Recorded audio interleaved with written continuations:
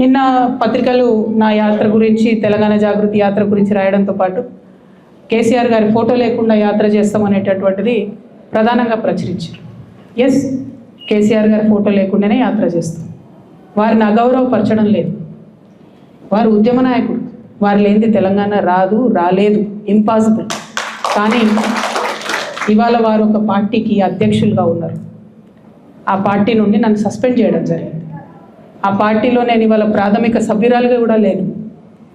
నేను తెలంగాణ ప్రజల దగ్గరికి పోయి మళ్ళీ వాళ్ళ సమస్యలు ఏంటి తెలుసుకొని తెలంగాణ జాగృతి అనే సంస్థను పటిష్టం చేసేటటువంటి ఈ ప్రయత్నంలో కేసీఆర్ గారి ఫోటో పెట్టుకోవడం అంటే నైతికంగా నాకు కరెక్ట్ కాదు. చెట్టు పేరు చెప్పుకొని పండ్లు అమ్ముకోవాలనే ఆలోచన నాకు లేదు. ఆ చెట్టు నీడన ఉన్నన్ని రోజులు ఆ చెట్టును సంరక్షించాలని, ఆ చెట్టును దుర్మార్గుల బారి నుంచి కాపాడాలని నేను చెయ్యని ప్రయత్నం లేదు.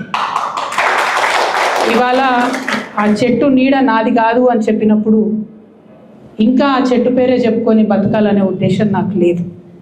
నేను నా తువ్వ వెతుక్కుంటున్నా. తెలంగాణ బిడ్డల కోసం, తెలంగాణ ప్రజలతో, తెలంగాణ మేధావులతో సమాలోచన చేయడానికి, వారితో మమేకం అవ్వడానికి నేను ఒక తువ్వను ఎత్తుకుంటున్నాను. వారి ఫోటో పెట్టుకొని పోతే నైతికంగా నా విలువ ఉండదు. నైతికంగా అది నాకు కరెక్ట్ కాదు. నైతికంగా కరెక్ట్ కాని పని నేను చేయను.